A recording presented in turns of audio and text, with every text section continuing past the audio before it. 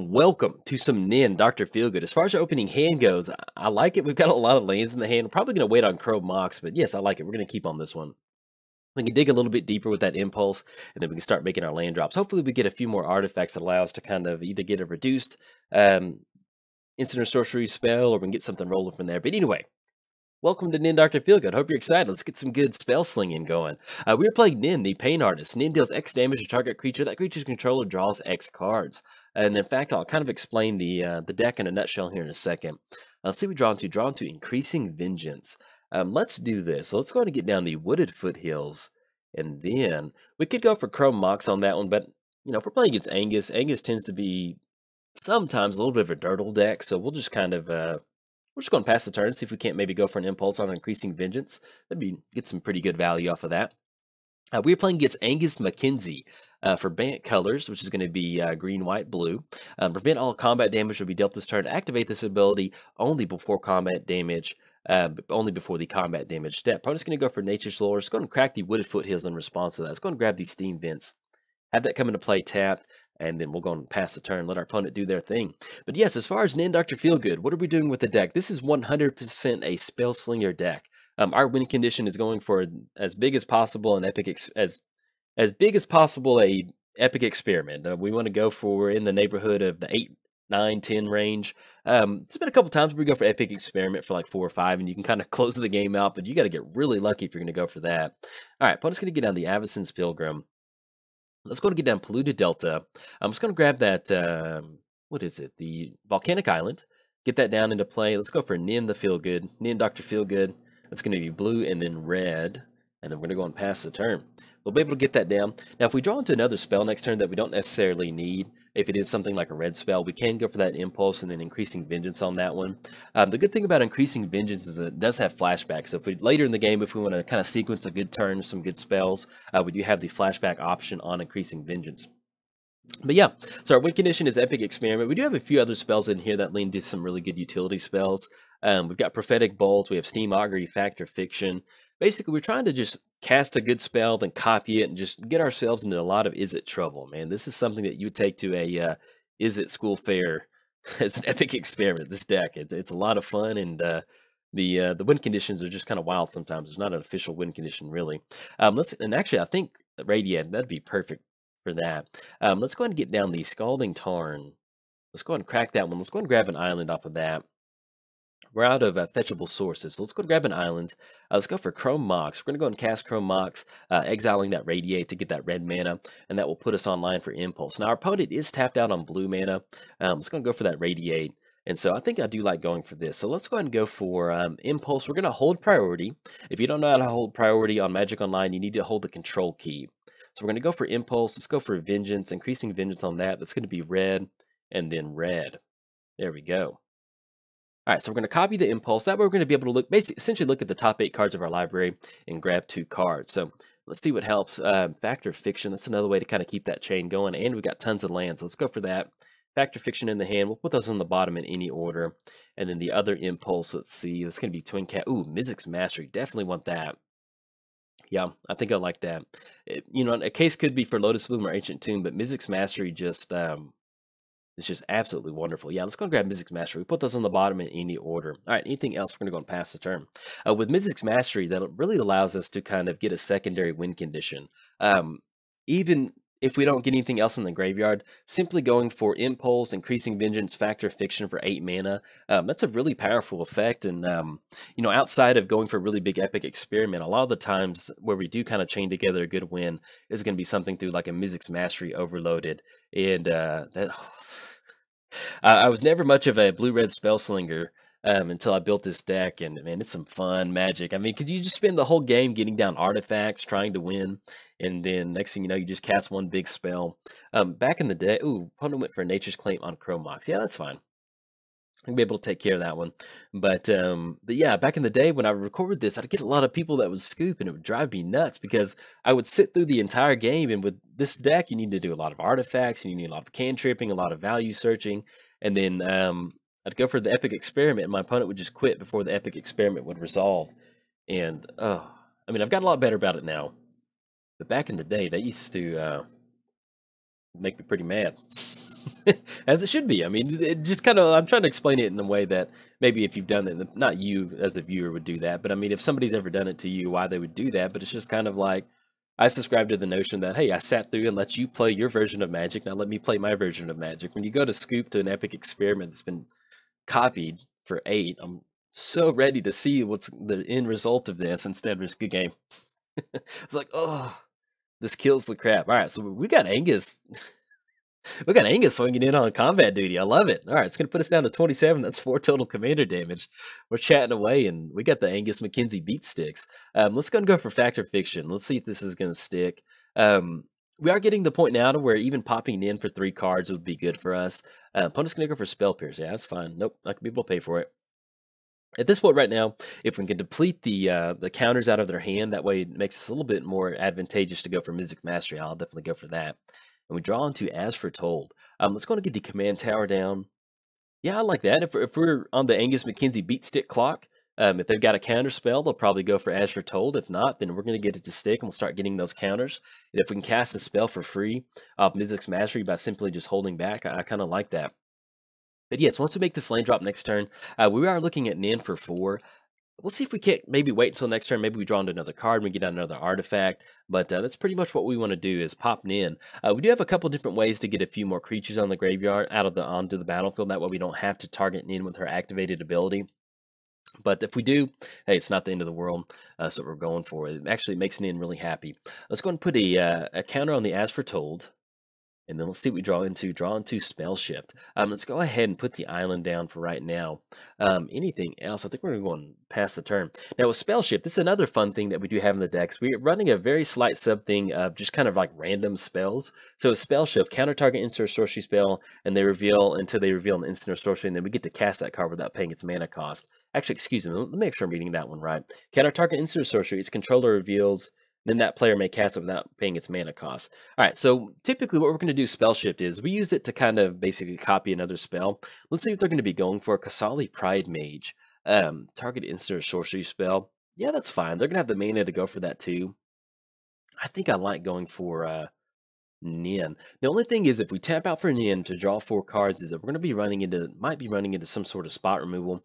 And our opponent has been pretty consistent with just sitting there, not doing anything, only swinging in with Mackenzie. So, because I'd hate to loop it out to some removal. But if that happens, then we tap out for 4 next turn, and it's not the end of the world. Yeah, let's see if we can't kind of force some action from our opponent. I think I like that. We're just going to tap out for the full crew on this one. That's going to be get 4 cards in the hand. That's going to allow us hopefully to maybe get some artifacts down. Or if they tap out, we'll 100% go for it. Our opponent's going to go for Kasali Pride Mage activation, blowing that up. Now that will slow down the Angus Mackenzie clock, which I'm A-okay with. But yeah, let's go ahead and go for it. Let's go for Nin. Nin targeting herself. It's going to be blue and then red. Then 1, 2, 3, 4. Get a hot shot of cards. It's going to be 4 cards in the hand. Then we'll see if we can't chain some stuff together. But one of the things that I really enjoy about this, there we go. All right, it's going to stick. So we have Gamble, Mizium Mortars. Now with Gamble, we got to watch out for that Mystic's Mastery. We can gamble for Epic Experiment. I'm just going to go for Silence. Can't cast spells this turn. That's fine. We'll get the Temple of Epiphany down, get the Scry going, the Scurry, the Insanity. Get that down, see if there's anything we want to leave on top. But we've got that's exactly what we wanted. Thrain Dynamo, I'll put that on top in a heartbeat. All right, we're going to go and pass the turn. Now, the good thing with all these artifacts is they're high impact artifacts. So what we can do is next turn, our opponent's at 2 cards in the hand. They burn their silence to get us to start casting some spells, or to at least to prevent us from casting some spells. So if we're worried about any sort of counterspell action from our opponent, we can roll out Thrain Dynamo. We'll have that come into play untapped, so we can go for Chromatic Lantern off of that, and then followed up with Prize Amulet. Then we'll be in a good spot to go for something like Mystic's Mastery overloaded out of the graveyard. Or something like Mizium Mortars targeting Angus Mackenzie. Now, if they're swinging in with Angus, I don't, so like sometimes, usually you're used to Angus Mackenzie being like a fog deck or something like that. I just love that we've got an offensive Angus Mackenzie sometimes. It's great. I love it. It just puts a smile on my face. It's like going beat 6 with Hedron Crab or something. Okay, let's draw into that Thran Dynamo. Let's make the lane drop for the turn. Let's get the island down. Let's go for Thran Dynamo. That's going to be 1, 2, 3, 4. See if this is going to draw out a counter spell. If it does, so be it. We'll be able to get that down. Let's go Thran Dynamo, Chromatic Lantern. That's going to be get that down. Let's go for Prize Amulet. That's going to be 1, 2, 3, and then 4. Tap out for 1 more. Now, if we gamble for Epic Experiment. That'll be good. We'll see if this is going to draw out a counterspell. Opponent's pausing on this one. If they do have any sort of like mana leak or something like that, they'll definitely be able to catch it. If they catch Prize Amulet, it's not the end of the world. Most of the time, we're going to get most of our value from Prize Amulet once we're like casting a lot of spells at once. I'm just going to go for Plasm Capture. Yeah, that's fine. Go for it. All right, they're going to get rid of that one, add that mana to their mana pool. Anything else we're going to go for now? We're going to go and pass the turn. Now, as far as going for Mystic Mastery out of the bin, once again, we have basically Factor, Fiction, Impulse, and Increasing Vengeance. I'm just really worried about this gamble. Let's see what else we can kind of get into. Opponent's going to go for Supreme Will. Look at the top 4 cards of your library. Put one in your hand, the rest on the bottom of your library. Okay, we'll let them go and resolve that, and we'll kind of talk about what we're going to do next turn. Okay, so they're going to add that 4 mana to their mana pool off that Plasm Catch. Opponent's going to go for Kiora. Yeah, that's fine. Until your next turn, prevent all damage to be dealt by a target permanent. But at this point right now, all they can really do is target a land or an artifact, so we don't have to really worry about Kiora. And Kiora is good. Once you get to that -5 ability, the only thing with Kiora is it takes a long time to get that Kiora activation going. So, man, I think I'm A-okay with going for Gamble on Epic Experiment. So we either end up with Epic Experiment, which is great, and then we discard Mystic's Mastery, or we discard Museum Mortars or Spell Shift or something like that. So I'm okay with that. And let's see what they're tapping out for. Especially, I'm just going to go for Anticipate. Look at the top 3 cards of your library, put one in your hand, rest on the bottom. All right, I like that. So we do have to watch out for a counter spell. Luckily with Gamble, though, we can simply cast it, and we'll have more than enough mana to pay for any sort of thing, and especially if they roll a creature out, or a creature or planeswalker that allows us to really go for some good stuff next turn. I'm just going to go for Elspeth, okay? And that's good. There are no cards in hand. That leaves us completely open to go for what we want to go for. You gain 1 life for each creature you control, create 3 tokens, and they're still, once again, going to be online for the Angus Mackenzie Beat Stick game plan. Now, we can go for Museum Mortars Overloaded, deal 4 damage. Just going to wipe their entire board and still leave some planeswalkers. On the crackback, we're looking at 6 coming across, puts us down to 10. I like going for this Epic Experiment a lot. Yeah, let's do that. Let's go for Gamble on Epic Experiment. It makes for some fun magic. Some win condition for the next. Grab that, see if it sticks in the... All right, Museum Mortars. Okay, it goes into the bin. Let's go and get down, wandering into the graveyard. Onto the battlefield. That's going to be 1, 2, 3, 4, 5. That's going to be 8. That's going to be 9 mana for Epic Experiment. And then we have Mystic's Mastery to follow it up with the following turn. Yeah, I like that. Let's do that. So we're looking at blue-red.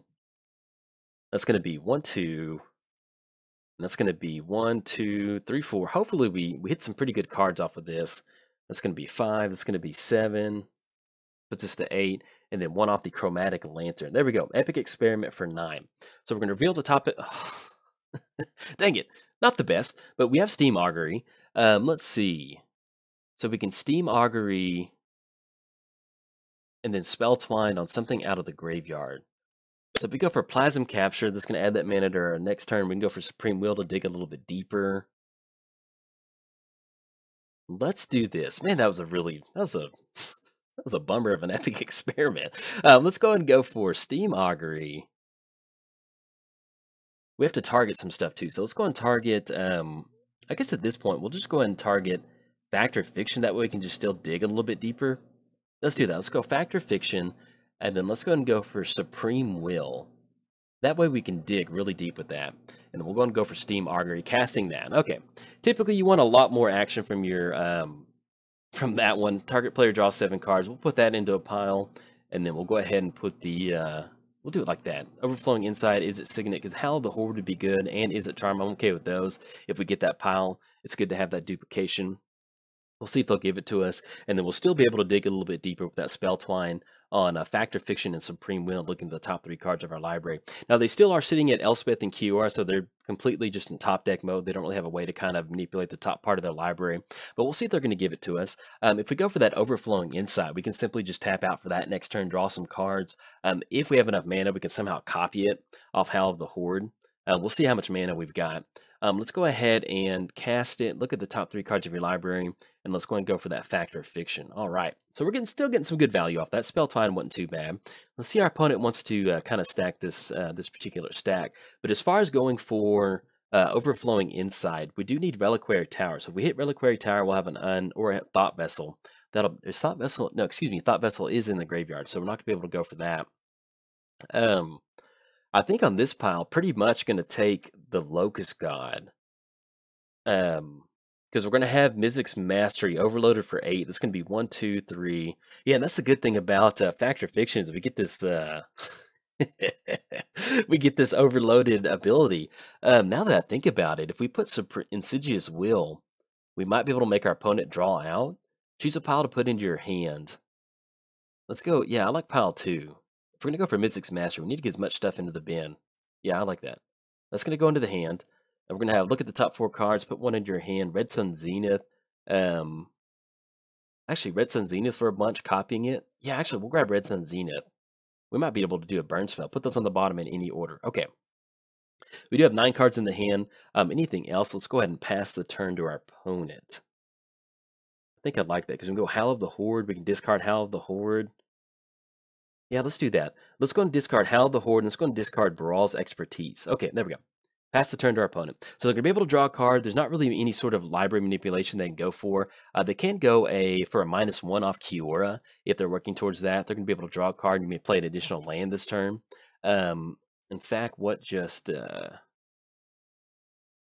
Oh, they did +2 on Kiora, and they plussed up on Kiora itself. So we do have to watch out for...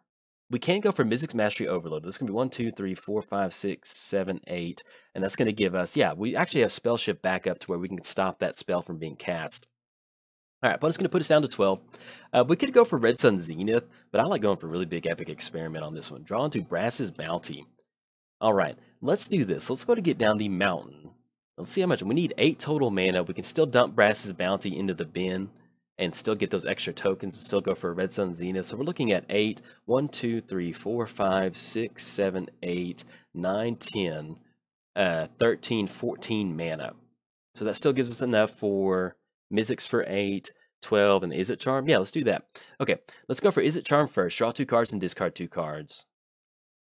Yeah, because even if we use the Is It Charm for its modal ability of counter target spell, it's not really going to do much. So we're going to draw 2 cards and discard 2 cards so we can get him in the bin for Mizzix Mastery.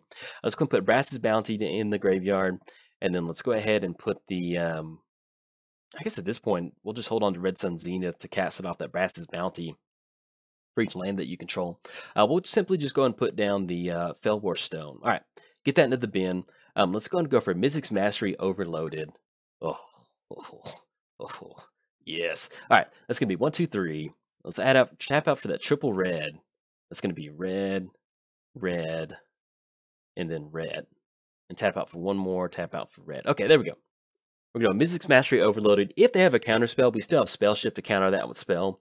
And then hopefully we should be able to kind of get some good value. I'm not really sure if we have a win condition out of this, but we're going to cast it anyway. All right, so let's see. What's the best way that we can use our turn? Let's do this. Let's go for Brawl's Expertise. Okay, so we're going to do this. We're going to go Brawl's Expertise, bouncing Angus and the Avacyn. Bounce those soldiers back. Let's go and go for Steam Augury. Actually, I know what we can do. Okay, I got this. So we go for Steam Augury. We go for Brass's Bounty. Yeah, I like that a lot. So we're going to go for Brass's Bounty. We're going to cast Insidious Will, copying target spell on Brass's Bounty. We'll go for Increasing Vengeance. Ooh, on Brass's Bounty. Anything else that copy Howl of the Horde. And we can copy the Increasing Vengeance. Let's go ahead and go for Mizium Mortars on the Soldier token. We're going to go for Overflowing Insight, targeting ourselves. We're going to go ahead and go for Is It Charm. Deals 2 damage to target creature. We're going to take care of one of the Soldier tokens, and then we'll go for Impulse. Okay, there we go. Don't want to cast Gamble or Epic Experiment. So we're going to go for that Impulse. We're going to end up with a lot of tokens on the battlefield from that Brass's Bounty. So we'll have that Impulse coming down. Let's go ahead and grab the Reverberate. Yeah, I like that a lot. Reverberate's going to go into the hand. Put those on the bottom in any order. Is It Charm? We're going to draw 2 cards and, deal 2 damage to that particular soldier token. We're going to be able to draw 7 cards in that Mizium Mortars. And actually, we draw into Dramatic Reversal. So whenever you cast your next instant or sorcery spell, let's go ahead and go Reverberate. Actually, we'll save Reverberate in case there's some sort of counter spell. So we're going to end up with all those Brass's Bounty. End up with those 10. That's going to be 10 of those. Copy that spell. So it needs to be with another 10, that's going to be 20. And let's go for another copy of Brass's Bounty. That's going to be 30. And then let's go ahead and go for the Steam Augury. We're going to have to put that into a pile. Arrange the piles. Let's simply just go for, actually we can go for Mind's Desire if we want to. We'll split up the, there we go. We'll split up the 2 storm cards. That way we still have Mind's Desire to go for, Empty the Warrens. But either way, now that we've got all these treasure tokens on the battlefield, we can simply just tap out for a Red Sun Zenith and deal a ton of damage to our opponent. So let's see how they want to split it up. You know, more than likely, they're probably going to give us the Empty the Warrens. All right, there we go. Then Brawl's Expertise, bouncing that back to the hand. We may cast a spell from our hand. Let's go ahead and cast, we'll cast Dramatic Reversal. That way we can untap Thrain Dynamo and the Chromatic Lantern. Oh, actually, excuse me. If we would have gone for the, let's add that mana to our mana pool. It's going to be 1, 2, 3. Add that red. Untap all things that we control.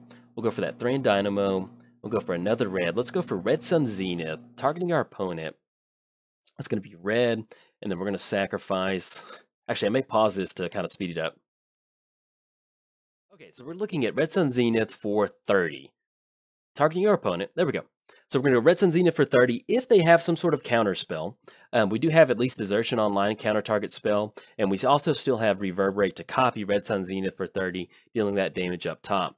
But let's see what our opponent, they're going to throw the good, hey, good game. Good game. Thanks for sticking it out. No, we don't want to redirect it. No, we don't want to redirect it. Good game. Thanks for sticking it out. But yes, that was a really good turn. You can see where, actually, let me pull it up because I want to talk about that. Okay, so we're back to the game state, but yeah, so this is pretty much what you want to do with the deck. You can see where, especially the new card, Brass's Bounty, how much work that put in getting those treasure tokens on the battlefield, especially when you can copy it, you know, with a lot of mana. Even if our opponent did have some sort of counter spell, we wait for it to resolve. We can go for Reverberate to copy the spell. Something else did happen. We had Desertion to go for. And then, worst case scenario, we still had Empty the Warrens, Stormcap 14 to get some really good goblins going. So, you can see this is pretty much what the deck is designed to do, is just get some spells into the graveyard and cast an overloaded Mystic Mastery and see where the path kind of takes you. So, if you enjoyed the video, like and subscribe. Thanks. Bye.